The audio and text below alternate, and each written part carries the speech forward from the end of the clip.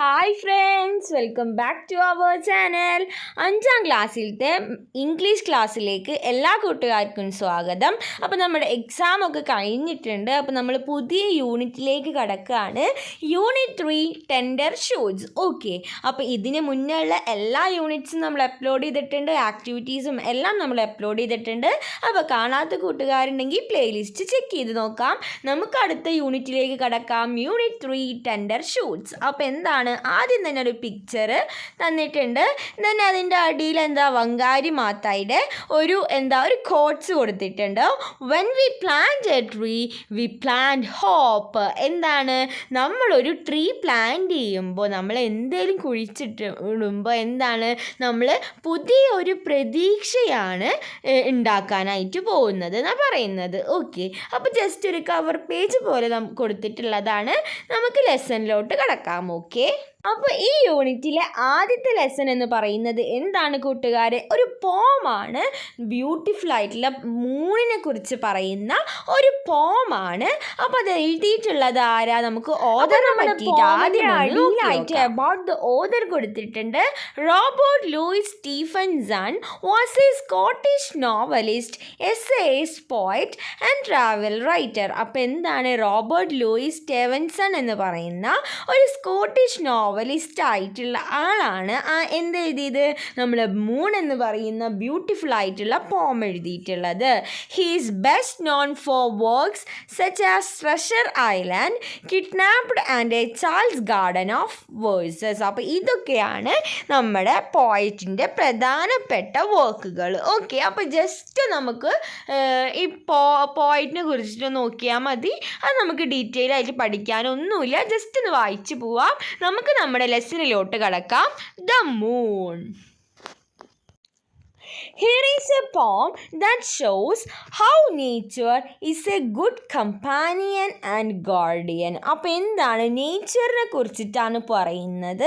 അപ്പോൾ എങ്ങനെയാണ് ഈ നേച്ചർ നമ്മളൊരു നല്ലൊരു കമ്പാനിയൻ, നല്ലൊരു ഫ്രണ്ടും അതുപോലെ നല്ല ഒരു ഗാർഡിയനും. ഗാർഡിയൻ എന്ന് പറഞ്ഞാൽ നമ്മളെ എല്ലാത്തിനെയും ഗൈഡ് ചെയ്യുന്ന നമ്മുടെ ഗാർഡിയനില്ല. അപ്പോൾ അതൊക്കെ എങ്ങനെയാണെന്നാണ് നമുക്ക് കാണിച്ചു തരുന്നത്. Okay, the moon. The moon has a face like the clock in the hall. She shines on thieves on the garden wall, on streets and fields and harbor quays and birdies asleep in the forks of the trees. അപ്പോൾ എന്താണ് പറയുന്നത്? The moon has a face like the clock in the hall. അപ്പോൾ എന്താണ്, നമ്മുടെ മൂണിൻ്റെ ഫേസിനെ കുറിച്ചിട്ടാണ് പറയുന്നത്. നമ്മുടെ മൂണിന് ഒരു ഫേസ് ഉണ്ട്. ആ ഫേസ് എങ്ങനെയാണെന്നാണ് പറയുന്നത്?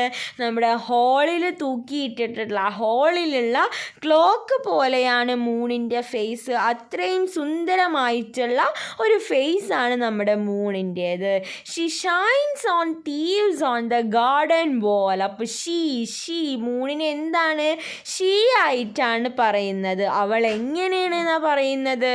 അപ്പം അവൾ നോക്കിയിട്ട് ഷൈൻ ചെയ്യാന്ന് പറഞ്ഞാൽ തിളങ്ങാണ്. ആരെ നോക്കിയിട്ട്? തീവ്സിനെ നോക്കിയിട്ട്, കള്ളന്മാരെ നോക്കിയത്. ഓൺ ദ ഗാർഡൻ വോൾ, അതായത് മതിലൊക്കെ ചാടി വരുന്ന കള്ളന്മാരെ നോക്കിയിട്ട് അവൾ എന്താണ്, ഇങ്ങനെ തിളങ്ങിക്കൊണ്ടിരിക്കുകയാണ്. On streets and fields and harbour quays and birdies asleep in the fork of the trees. അപ്പോൾ എന്താണെന്നാ പറയുന്നത്? ഈ മൂണ് തീവ്സിനോട് മാത്രമല്ല ഷൈൻ ചെയ്യുന്നത്, പിന്നെ ആരോടൊക്കെയാണ്? ഈ സ്ട്രീറ്റ്സിലൂടെ പോണവരോടും ഫീൽഡിലൂടെ പോണവരോടും അതുപോലെ ഹാർബർ ക്വൈസിലൂടെ പോണവരോടും ഒക്കെ നോക്കിയിട്ട് ഈ മൂൺ ഷൈൻ ചെയ്യാണ്. സ്ട്രീറ്റ് എന്ന് പറഞ്ഞാൽ നമ്മുടെ പുറത്തുള്ള സ്ട്രീറ്റ്, ഫീൽഡ് എന്ന് പറഞ്ഞാൽ പാടം, വയൽ, അതുപോലെ ഹാർബർ ക്വൈസ് എന്ന് പറഞ്ഞാൽ കടലിൻ്റെ അടുത്തുള്ള സ്ഥലങ്ങൾ, തുറമുഖങ്ങളൊക്കെ. അപ്പോൾ അതിലൂടെ പോകുന്നവരെ നോക്കിയിട്ടും ഈ മൂൺ ഷൈൻ ചെയ്തുകൊണ്ടിരിക്കുകയാണ്. And birdies asleeps in the forks of the trees.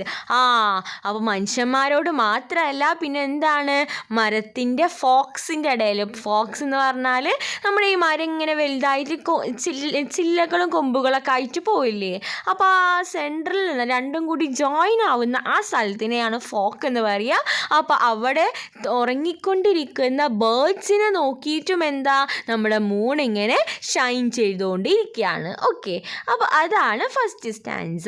ഇനി നമുക്ക് സെക്കൻഡ് സ്റ്റാൻസ നോക്കാം. The squalling cat and the squeaking mouse, the howling dog by the door of the house, the bat lies in the bedroom at noon, all love to be out by the light of the moon. അപ്പോൾ ഇവിടെ എന്താ പറയുന്നത്, the squalling cat and the squeaking mouse. അപ്പോൾ ഇവിടെ എന്താ, കാറ്റ് ഉണ്ടാക്കുന്ന സൗണ്ടും അതുപോലെ മൗസ് ഉണ്ടാക്കുന്ന സൗണ്ടും അവരുടേതായ സൗണ്ട് ഉണ്ടാവില്ലേ, അതിനെയാണ് ഇവിടെ സ്ക്വൈലിംഗ്, സ്ക്വീക്കിംഗ് എന്നൊക്കെ പറയുന്നത്. അതുപോലെ തന്നെ ദ ഹൗലിംഗ് ഡോഗ്, അപ്പോൾ ഇവിടെയും എന്താണ്, ആ ഡോഗിൻ്റെ സൗണ്ടിനെയാണ് പറയുന്നത്.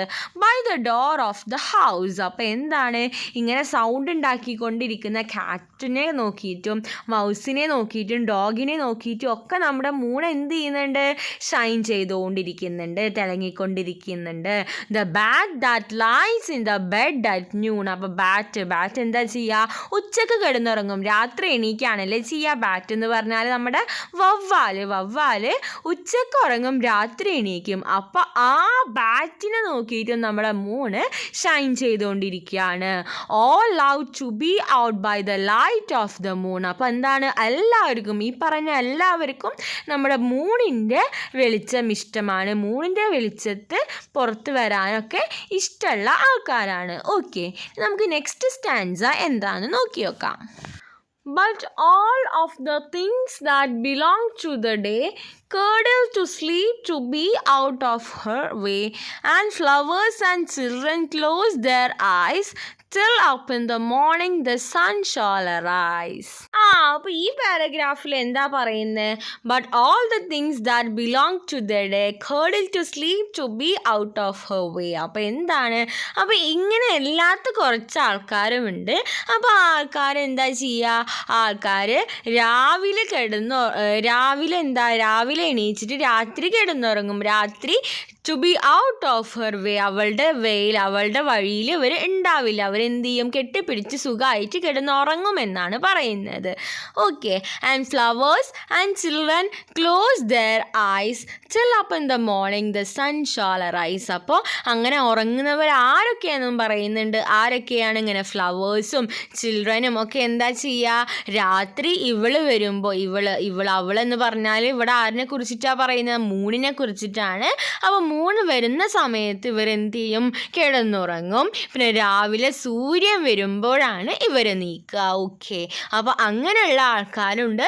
നേരെ മറിച്ച് ഇതിനെ മൂണ് വരുന്നത് ഇഷ്ടപ്പെട്ടിട്ട് മൂണിൻ്റെ സമയത്ത് എണീക്കുന്ന നമ്മുടെ ബാറ്റ്സിൻ്റെ പോലെയും ഡോഗ്സിനെ പോലെയും അപ്പോൾ ആ സമയത്ത് ഇറങ്ങി നടക്കുന്ന ആൾക്കാരുമുണ്ട്. അവരെല്ലാത്തിൻ്റെ മൂണ് വരുമ്പോൾ ആ വഴിയിൽ നിന്ന് മാറിയിട്ട് കിടന്നുറങ്ങുന്ന കുട്ടികളെ പോലെയുള്ളതും ഫ്ലവേഴ്സും കുഞ്ഞെ പോലെയുള്ളതുമായിട്ടുള്ള സാധനങ്ങളും ആൾക്കാരും കൂടെ ഉണ്ട്. അവർ പിന്നെ നീക്കിയ പിറ്റേ ദിവസം സൂര്യൻ ഉദിക്കുമ്പോഴാണ്. ഓക്കെ, അപ്പോൾ ഈ കാര്യങ്ങളൊക്കെയാണ് നമ്മുടെ ഈ പോമിൽ പറയുന്നത്. ഓക്കെ, അപ്പോൾ ഇനി ഇതിൽ കുറച്ച് ക്വസ്റ്റ്യൻ ആൻസേഴ്സ് വരുന്നുണ്ട്, കുറച്ച് ആക്ടിവിറ്റീസ് വരുന്നുണ്ട്.